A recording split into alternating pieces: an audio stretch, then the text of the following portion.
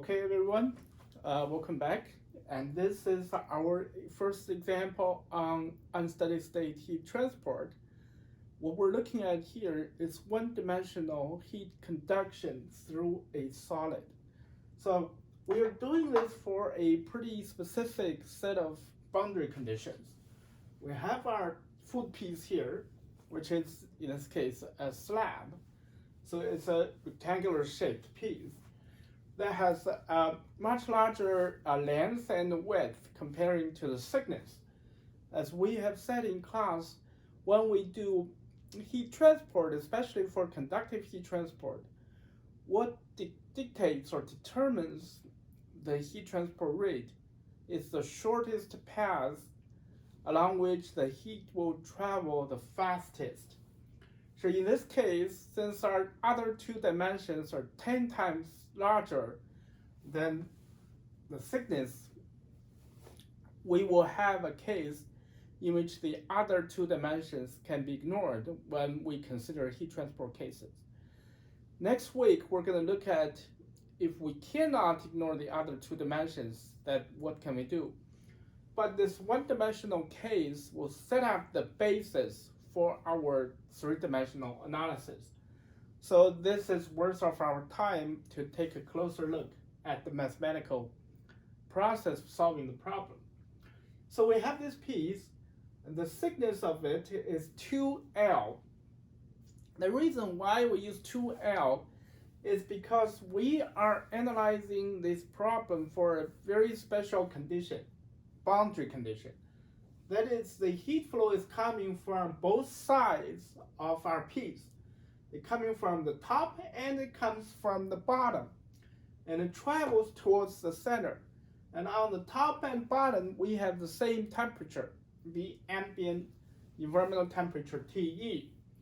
So that because of that, you can imagine if we look at the temperature distribution from the center, and the center of the piece is where we expect to have the lowest temperature, right? The center will have the lowest temperature. And the temperature distribution around the center will be symmetric. So those are pretty unique boundary conditions and dictates what the solution will look like. And also we are solving this for unsteady state heat transport. That means we start at time 0, when our piece is at T0. And as time goes on, the temperature of the piece will get closer and closer to the ambient temperature TE. And at time infinity, the temperature will equal to TE, and the temperature also will be uniform across our piece. So we have these boundary conditions, which is at plus L and minus L, temperature equals to the ambient temperature. And our initial condition, we have two at two ends of the time scale. One is at time 0, temperature equals to T0. And when time equals to infinity, our piece will reach equilibrium with the ambient environment, so temperature equals to TE. And so this is our boundary conditions and initial conditions. For solving this kind of problems, then that is described by a differential equation like this. Boundary conditions and initial conditions are always important. Right, so now we can go about in solving this. First, we are using what we call dimensionless parameters. Because as I mentioned, we always want to solve a problem with dimensionless parameters. The dimensionless parameters are not scale dependent. So if we solve this for dimensionless parameters, the solution will be good for whatever scale that we're talking about. So it doesn't matter what L is, as long as we have a dimensionless solution set up, then we can use the same format for all scenarios. So we introduce a dimensionless temperature theta that is normalized against the ambient temperature and the initial temperature. So we can see that for the theta as we defined, and then we use dimensionless length that is z divided by L. L will be the half thickness. And we create a dimensionless time, which is actually the Fourier number that we were talking about in our lecture. So alpha t over L squared, this will give us a tau, which is associated with time, but it's dimensionless. So with this dimensionless set of parameters, we substitute them back into our initial the differential equation. We have a new differential equation. Look like this. And for this equation, we have a new set of boundary conditions and initial conditions. Boundary condition is for eta equals to plus and minus 1, that translates into plus and minus L here, right? Because eta is defined as z over L. Theta equals to 0 because t equals to te, so theta equals to 0. Initial condition is when tau equals to 0 and t equals to 0 translating to tau equal to 0. Theta equals to 1 because t equals to t0, right? Theta equals to 1.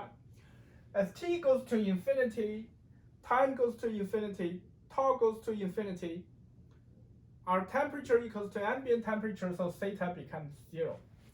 What you should notice here is as time goes on, as dimensionless time tau goes up, theta goes down, right? And this has implications. We'll see that in a moment. And we can write our equations like this. Now what you can see is on the left-hand side, we have eta. On the right-hand side, we have tau. So we have what we call separated variables. And because of that, we can write our theta, which is theta itself is a function of eta and tau. We can separate these two variables and write theta as a function of eta times a function of tau. And we substitute this theta into our differential equation. This is what we end up with. And because now variables are separated, so on both sides of this equation, instead of having the partial derivatives, we now have the full derivatives, because g is only a function of tau and f is only a function of eta. And the only scenario under which this equal sign is always true is when this side and this side both equals to a constant, because this side is only a function of tau, this side is only a function of eta, and the only case that these two can equal to each other is when both of them equal to a constant. And now if we look at what we have talked about, right? When tau goes up, goes towards infinity, theta goes down, and that means g goes down as well. When tau goes to infinity, g goes down, because f is not a function of time, right? So when time goes up, theta goes down, that means g goes down. And that means this derivative of dg over d tau will be a negative value, because that is because when tau goes up, g goes down, right? So this is a negative value, which means we can write our constant as a negative value. And the way to represent a negative value, a value that is always negative, is to put it as a negative to something square, because the square part, this is always positive. The negative minus c squared, that is always positive. So because we can write this, now we can solve both the left-hand side and the right-hand side of our differential equation. And the left-hand side is dg d tau equals to minus c squared. 1 over g dg d tau equals minus c squared. So the solution to that is a exponential function. The right-hand side is the second derivative of f, 1 over f, second derivative of f over eta, also equals to a negative constant. And the solution of that takes the general form of a trigonometry function. And now, because our temperature distribution is symmetric around the center line, would be symmetric.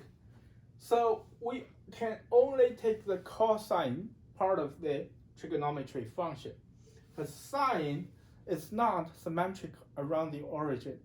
Only cosine is symmetric around the origin. So B1 must be 0. And f has to take the form of B2 times cosine C eta. Now, when eta equals to plus minus 1, theta equals to 0, that means f equals to 0 because your g is not a function of eta.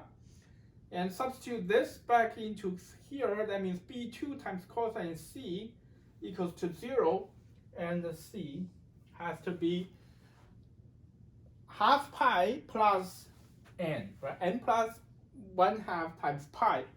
For all these C's, n can be any integer, right? Any integer. 0 plus minus 1 plus minus 2 plus minus 3 goes to infinity. So n is 0 plus minus 1 plus minus 2 plus minus infinity. All this n, C will satisfy this condition. So now we figure out our constant C here. And then with some further investigation of the mathematical expression and the boundary conditions and initial conditions, we can finally write the solution to our problem, the mathematical solution to this heat transfer problem, as an infinite series. And this is what we have been talking about in our lecture. The general solution to conductive heat transfer problem, which is governed by a differential equation like this, is an infinite series. And for this particular geometry, which is symmetric around the center, on both sides we have the same temperature. This is the mathematical solution, the form of the mathematical solution. And we also see when the Fourier number, which is our dimensionless time vector tau, is larger than 0.2, only first term, when n equals to 0, only the first term of the infinite series is significant.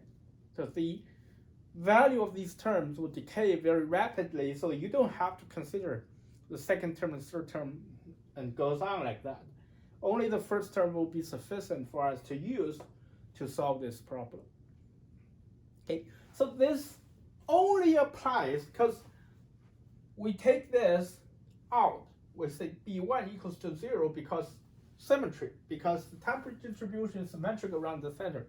So which means this solution only applies to a case when you have the same temperature on both sides of the slab. If you have different temperatures on the two sides, then you cannot set B1 to 0. The overall solution will be different, will not be the same as this one. So it's very important for us to know that when you apply this solution to our conductive heat transfer problem, the temperature distribution has to be symmetric around the center. Okay, that is very important to know.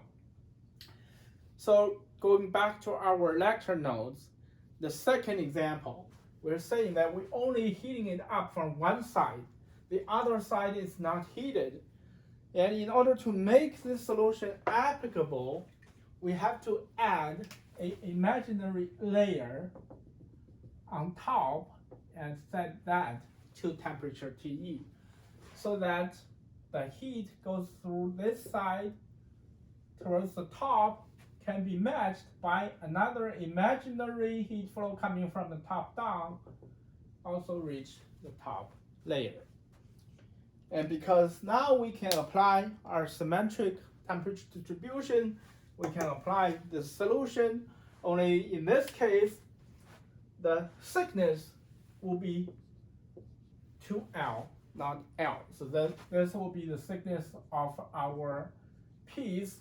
And in order to use this solution, we have to consider the imaginary half that is being added on. So the total thickness will be L plus L, that's 2L. Okay, so this is the process of solving this one-dimensional heat conductive transport problem. Next week, we're going to look at more examples on how that we can utilize solution like this. And we're also going to look at solutions for other type of geometry, cylindrical shape, spherical shape, and on top of this slab. Those are the three main geometries that we will be considering and we will have a solution for. And also we're going to look at how to utilize this to address three-dimensional objects when you cannot ignore the other two dimensions. We're going to look at that next week.